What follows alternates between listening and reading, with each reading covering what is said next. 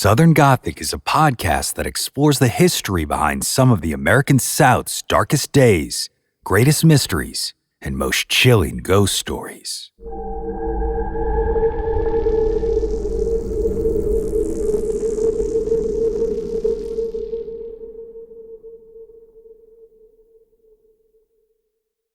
Hey y'all, so earlier this week we went on a deep dive into one of my favorite stories from Charleston, South Carolina.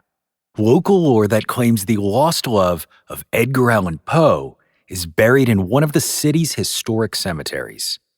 Well, if you listened to it, you probably heard me mention that this is one of those stories that I actually had a chance to go out and explore for myself before writing the episode, which is something I wish I could do all the time, but y'all, look, I'll be honest, that trip that I took out to Charleston was about more than just ghosts. I was really there to eat. Fortunately, in a city like that, it ain't too hard to find a haunted restaurant. And my absolute favorite that we went to was a place called Pugan's Porch.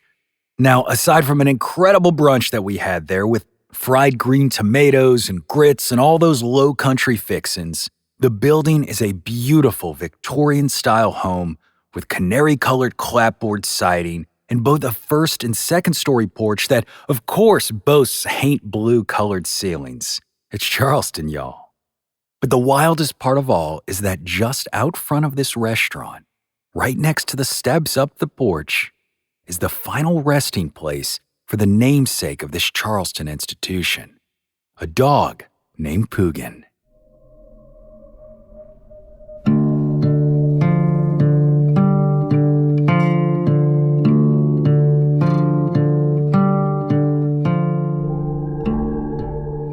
Back when the restaurant opened in 1976, this part of Charleston wasn't quite as commercial as it is today. And Pugan was the neighborhood dog, well known by all the folks who lived around here. But the fluffy white Wheaten Terrier quickly bonded with the new owners of 72 Queen Street. I mean, they had food, right? And soon enough, he started spending much of his days out on the porch of the restaurant, greeting families as they came in, or sniffing around their tables, hoping to get a hold of just about anything that they'd be kind enough to drop off their plates. Well, in 1979, Pugan passed away from natural causes. But he had clearly left his mark on everyone who had met him. So the restaurant owners buried the beloved pup right outside the front door next to the stairs, where he continues to greet families coming in for shrimp and grits and the like. The restaurant owners even claim on their website that, quote, "This building is his monument." Of course, lots of people will tell you Pugan's spirit is still here, a four-legged ghost scurrying around the beautiful pine floors of that Charleston institution, still looking for table scraps almost 50 years after his death. But most of the time, people don't claim to see him as a ghostly canine apparition. Rather, they frequently report the feeling of dog hair brushing against their legs underneath the table while they're eating.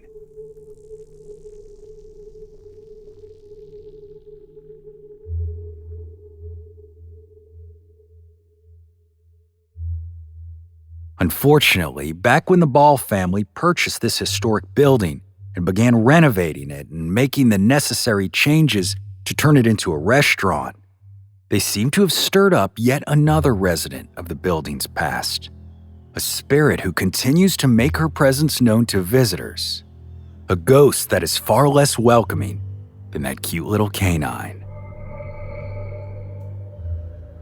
According to local lore, the apparition of a woman in a black dress frequently appears in the restaurant at all hours of the day and night.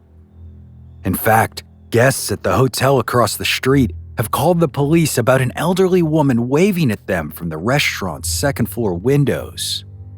But this has happened so many times that the police now know to just shrug it off, because every time they've come out to investigate in the middle of the night, absolutely no one is found inside.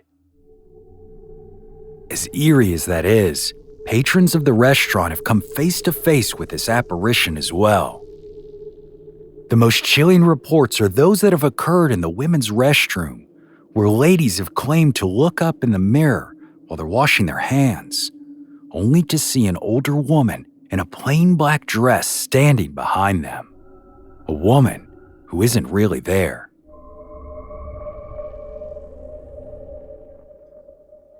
Other guests have had the odd sensation of walking past the apparition and not even really noticing anything unusual as they do, only to realize later that the woman they had just passed in the hallway, who seems so real and alive, albeit a little anachronistic, is the same woman whose photograph is on the wall, an image that was taken over a century ago. Her name is Zoe St. Amand.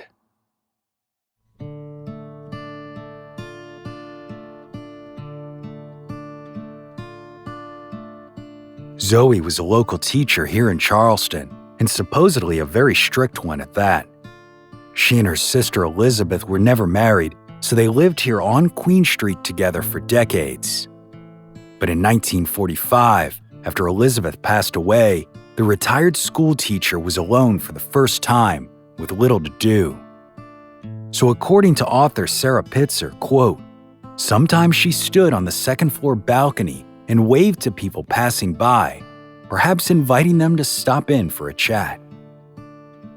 This is likely what the guests across the street at the hotel are encountering today. Zoe, just looking for companionship.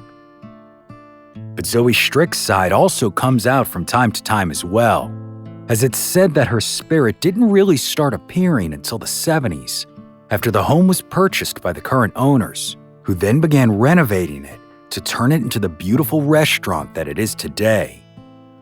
Well, it seems Zoe didn't like what these strangers were doing to her home, and ever since, she has a bit of a temper when it comes to the people working there. According to Sarah Pitzer in her book Haunted Charleston,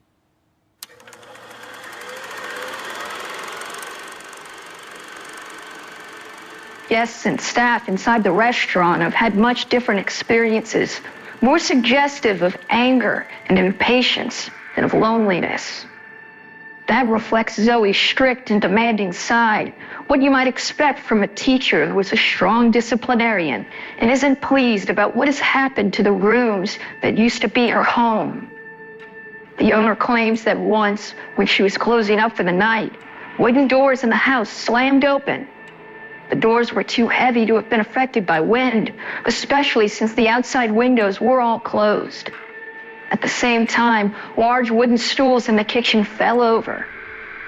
Did Zoe disapprove of something? Or was she objecting to having her home turned into a public eating place?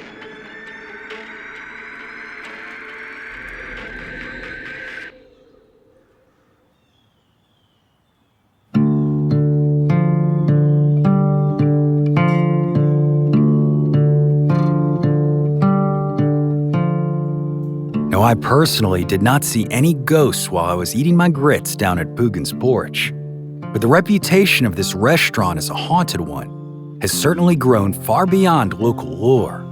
In fact, the Travel Channel once claimed it to be one of the most haunted restaurants in the world. Whether that's true or not is up to you to decide, but at the very least, be sure to stop by and pay your respects to Pugan while you're there, and maybe, just maybe, drop a little piece of bacon on the floor for him while you're at it.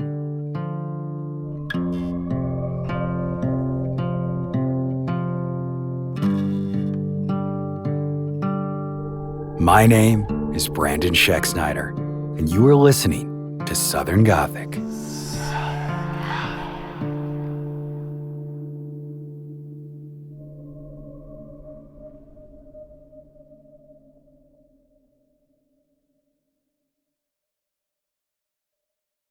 Lucky Little Shack.